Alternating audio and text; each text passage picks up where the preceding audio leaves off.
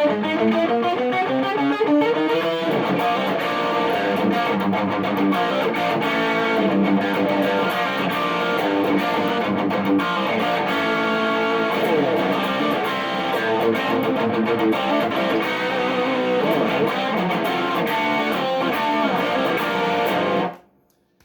one of my favorite Van Halen songs for sure. Put my guitar off to the side. Yeah. So, Light Up the Sky, Van Halen 2. Really, really great stuff. I mean, those guys had hit on such a nerve in terms of just the pulse of music in the late 70s that just still resonates with me here in 2024. Anyways, yeah, welcome to episode 7. The previous episode 6, because that's how numbers usually work,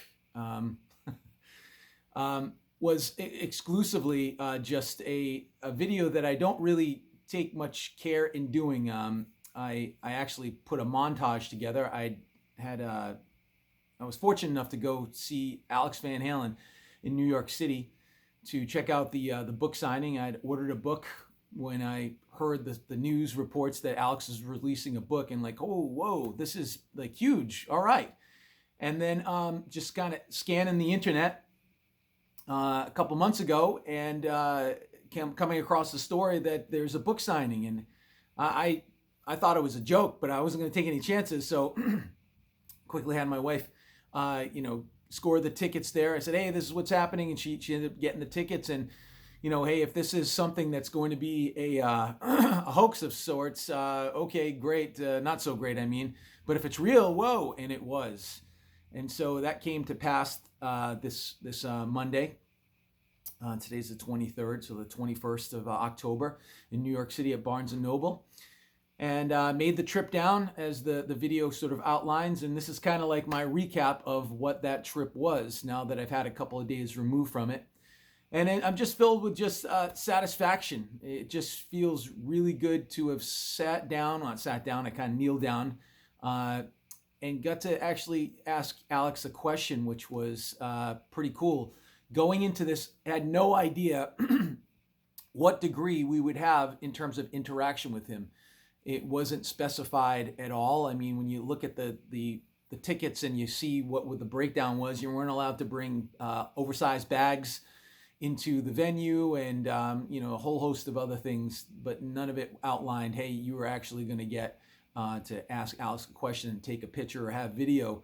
I was prepared, of course, just in case, and happened to be right, which, hey, pretty cool.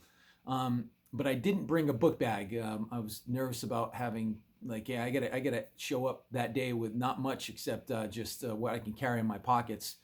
And as soon as I got there and I saw everybody with book bags, I'm like, oh, crap. That would have made life a little bit easier. But I brought my daughter, which is awesome. She was a willing participant here. I didn't have to use any type of coercion to get her to go. She was happy to go to New York City. And by the way, she got to also meet Alex Van Halen.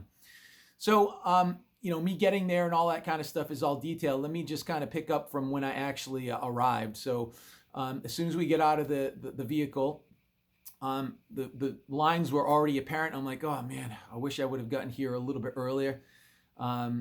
But we ended up making pretty good time. I think, I don't think the actual meet with Alex started at 12, and then I think I was in there just after 1, which pretty cool. My train was at 5. I was kind of nervous when I first got in line. I'm like, holy crap, I'm gonna miss the train possibly because there were so many people there. I think it maxed out at 500. I don't know that number exactly, but that's kind of what I understand to be. It was 500 tickets that were available, and I was able to take advantage of 2 of them. And so getting there and getting in line, it's you walk up and you're amongst lots of Van Halen fans, and I've been a huge fan since I was in 4th grade. My introduction to Van Halen was through, I'm the oldest of 3 kids. I have 2 younger brothers, and I had a cousin who lived down the street, a couple of cousins, and they were into Van Halen. I remember going there and seeing the posters on the wall and go, whoa, what's that? And that was right around the time that Jump was released. And way back in that day, roller skating was pretty big, and we had a place called Lincoln Park, not the band, but an actual place in Dartmouth, Massachusetts, that was kind of like well, it was, it had fun houses and slide stuff and fun games. And it was an amusement park, but it was a pretty low level amusement park. But they did have a section there that dated back. I mean, Lincoln Park was quite old. I think the turn of the century at some point, early 1900s is when it opened. I don't know the specific date, but it's somewhere around there. But I know that there was quite a long history, and I caught the very end of it when I was in school. I was able to go roller skating there the year or two before it actually shut down. And I can recall going roller skating, going with my cousin, and the DJ was playing songs, and I remember getting the roller skates on and going around the circle like everybody else. And then this song came on with this keyboard part. It was Jump, and I didn't know that was the poster on my cousin's walls of that band. And I remember just being like, well, this is such a great song. This is before I knew Eddie Van Halen being a guitar hero or any of that stuff. It was just a really cool song. And I remember like everybody poured onto the rink to go roller skating and be all kind of excited by that song. And I remember seeing this older kid. When you're a young kid, all older kids are like, almost like God level to you. And I remember seeing this kid that was probably about 3 or 4 years older than me. He might as well have been, something of deity status, as I was just saying. And I remember him kind of like mimicking the keyboard parts there, and I'm skating along and I'm seeing him doing it. I'm like, man, this is a great song. And then anyway, so that was my introduction to Van Halen, and I started playing guitar, I think right around 8th grade, and I haven't stopped. And that they're definitely my number one band. But being in line amongst other Van Halen fans, it felt like I was right at home. I was having conversations with perfect strangers of whom I had no association with whatsoever, and that commonality of having this band and the music and the politics of it, as much as I'm sort of done with that stuff, but just being able to talk about Van Halen without someone kind of rolling their eyes a million times, because I'm just kind of known for liking Van Halen around where I live, and being able to discuss deeper levels of Van Halen with everyone. One of the conversations that struck my ear when I was waiting in line were a couple of guys behind me, and they were mentioning something that I thought was only specific to me. And, sad event when Ed passed on, of course, losing him and losing his talents and, my goodness, all that he's contributed to our for music. But I heard them saying, I had friends that I haven't talked to in years calling me saying, hey man, I'm sorry, that's such a bummer for you. And I was like, wait a minute, that happened. I thought it was only happening to me. And so I turned around, I said, I'm sorry to butt into your conversation, but I thought I was the only one that had that kind of happening. I talked to people I haven't talked in a while, calling me, texting me, hey man, sorry. And it was that kind of like atmosphere. It was super cool. I saw so many awesome Van Halen t-shirts that I think were like one-offs or things that people created, but they were done professionally. I saw like a women and children's first t-shirt, all green with the guys on the front. I've never seen that before. I saw a lot of cool Ed t-shirts. I saw a Bocephus t-shirt. And so a little bit of a backstory to that. Bocephus is Hank Williams Jr. And back in 1986, Van Halen was in a cameo role in one of his videos. I don't know the exact title of the song. It's something Bocephus. But someone actually had a Bocephus t-shirt on. And so just looking around and being, my goodness, this is kind of like my tribe, felt pretty awesome.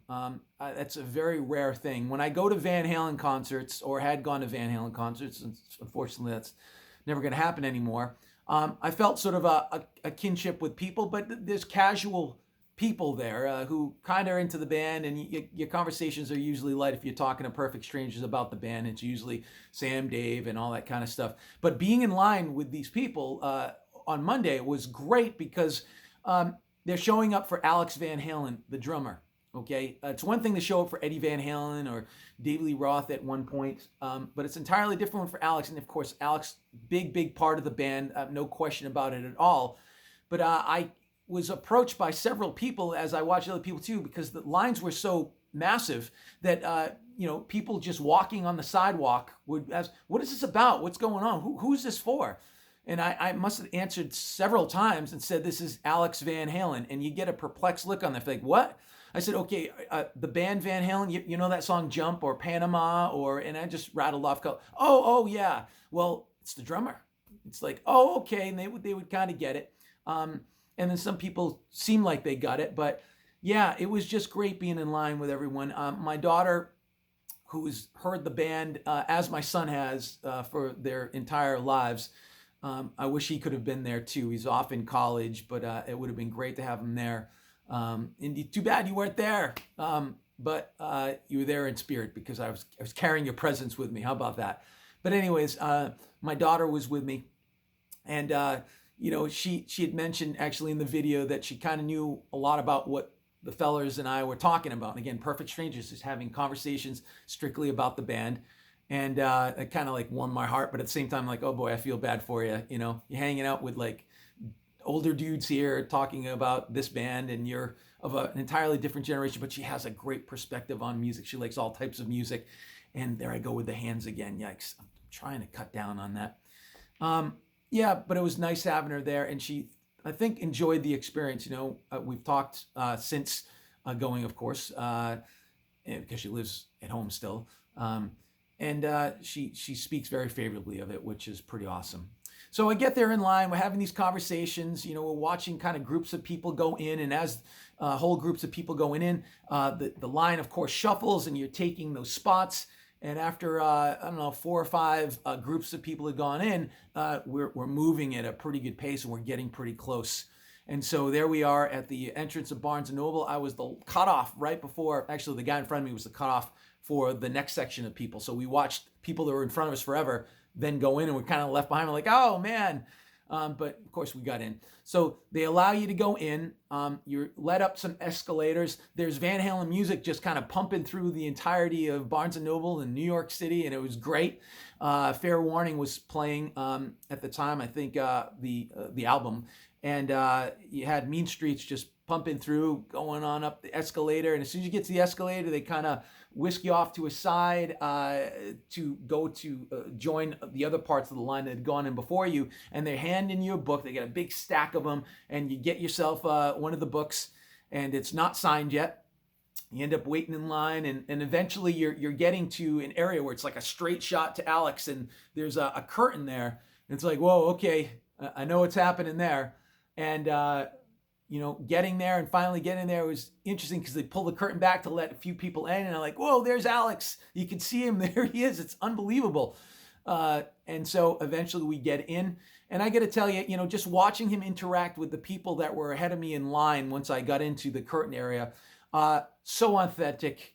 Alex seemed to really be appreciative of the turnout, and just the whole vibe of it was fantastic. He was absolutely, the whole thing about meeting your idols and, don't do it because how could they possibly ever live up to whatever standards and ideals that you've had in your head regarding them. He lived up to it. When it was my turn, I get to chat with him. My question was, non-musical. It came out like, can I ask you a musical question? I'm like, wait a minute, no, a non-musical question. Having come from the Netherlands, your parents and you guys, are there any words of wisdom that your parents passed down that non-musical that you then passed down to your kids? And he said, it's a very good question. I felt pretty good. He said it was a good question. And he said, just whatever you do in life, just try to do better each day, a little bit better, each day a little bit better.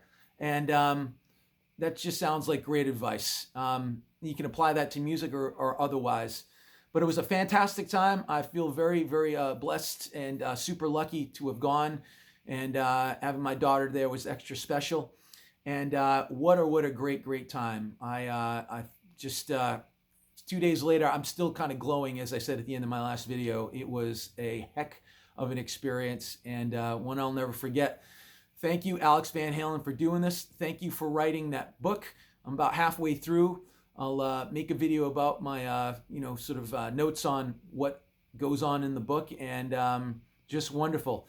Thank you for joining me again. This is Elton's 15. I'm Elton, and thank you again for tuning in. Thanks.